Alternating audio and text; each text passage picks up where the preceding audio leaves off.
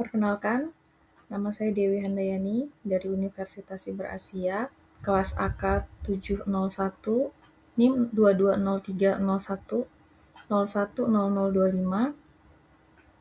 Pada kesempatan kali ini saya akan melakukan presentasi mengenai topik fraud dalam asuransi jiwasraya. Presentasi kali ini adalah tugas semester dari mata kuliah Audit Forensik Digital dan Audit Investigasi, dan sebagai dosen pengampu adalah Ibu Nurhayati Siregar. Untuk pembahasan yang pertama yaitu mengenai profil singkat dari PT Asuransi Jiwasraya. Jiwasraya sendiri adalah PT Asuransi Jiwasraya Persero dengan status badan usaha milik negara di sektor asuransi jiwa. Didirikan pada tahun 1859 pada saat awal mula berdirinya sebagai Nederlands Indies Levens Verzekering en Livrente Maatschappij, kemudian dinasionalisasi pasca kemerdekaan Republik Indonesia. Dengan produk utamanya merupakan asuransi jiwa tradisional, tabungan berjangka JS Saving Plan, serta produk investasi berbasis asuransi. Masalah utama, likuiditas sejak tahun 2006, yaitu puncaknya mengalami gagal pembayaran klaim polis kepada para nasabahnya sebesar 12,4 triliun rupiah pada tahun 2018.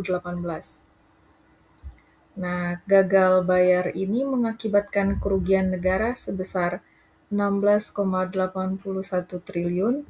Data ini diambil dari Badan Pemeriksa Keuangan.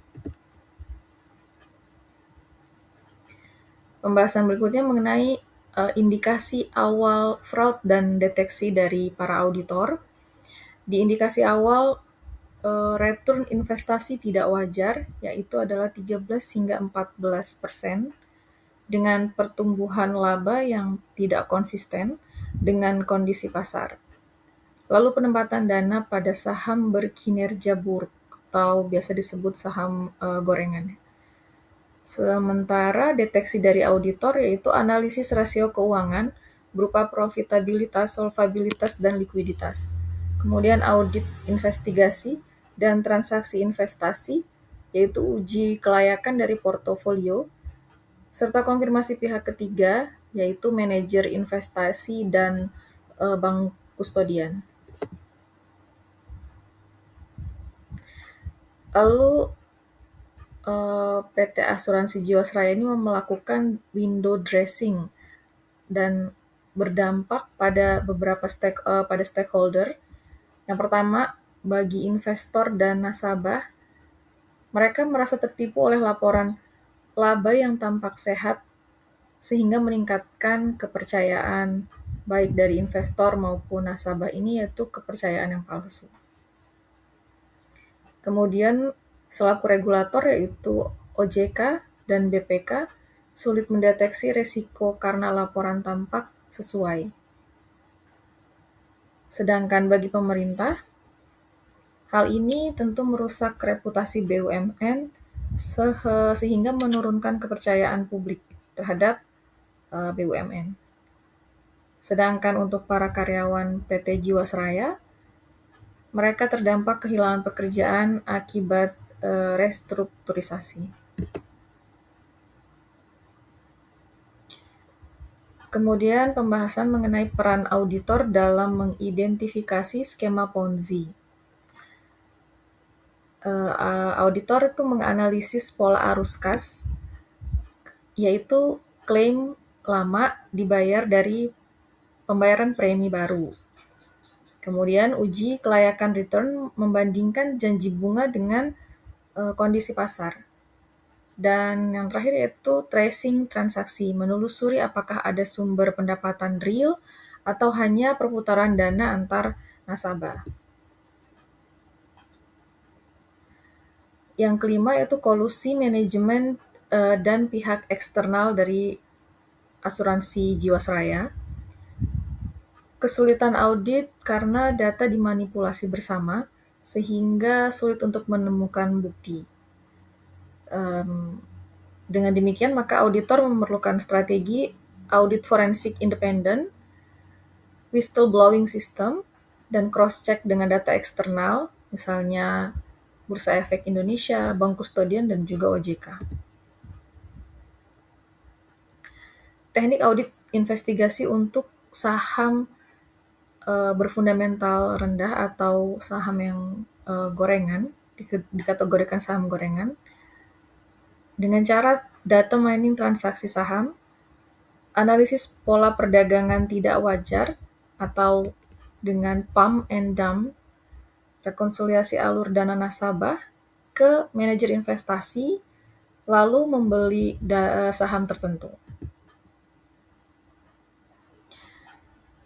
Pembahasan selanjutnya mengenai peran teknologi forensik, yaitu digital forensik melacak email, dokumen internal, komunikasi manajemen, sedangkan data analitik mengidentifikasi pola investasi abnormal.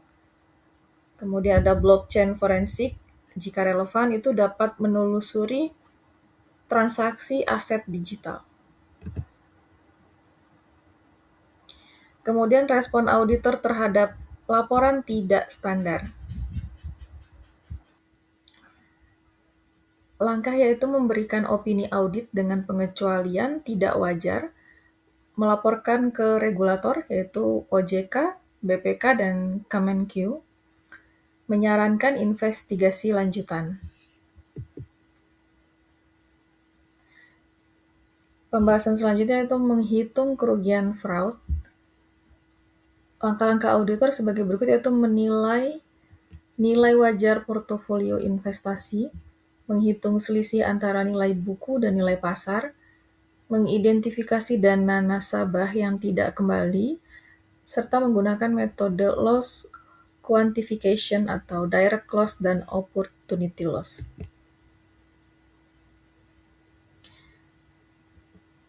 Sepuluh yaitu pencegahan fraud melalui good governance. Yang pertama yaitu perlu adanya transparansi laporan keuangan. Langkah kedua yaitu pengawasan internal melalui internal audit, komite risiko, kemudian etika bisnis dan budaya integritas, dan keterlibatan regulator secara aktif. Kita akan membahas peran OJK dan kerjasama dengan auditor. Peran OJK sendiri mengawasi industri asuransi, dalam hal ini PT Jiwasraya, itu menetapkan regulasi prudensial, memberikan sanksi atas pelanggaran. Sedangkan kerjasama dengan auditor, melaporkan temuan investigasi ke OJK, memberikan rekomendasi perbaikan sistem pengawasan, serta membantu regulator dalam early warning system. Sebagai kesimpulannya, fraud Jiwasraya adalah merupakan kombinasi manipulasi laporan, skema Ponzi, dan juga kolusi. Kerugian sebesar 16,81 triliun merusak reputasi industri asuransi. Peran auditor dan OJK seharusnya menjadi lebih proaktif, bukan reaktif. Pencegahan seperti transparansi, good governance, dan teknologi forensik sangat diperlukan. Yang terakhir, fraud bukan hanya masalah keuangan, tapi masalah budaya, sehingga transparansi merupakan kunci. Demikian presentasi kali ini. Terima kasih.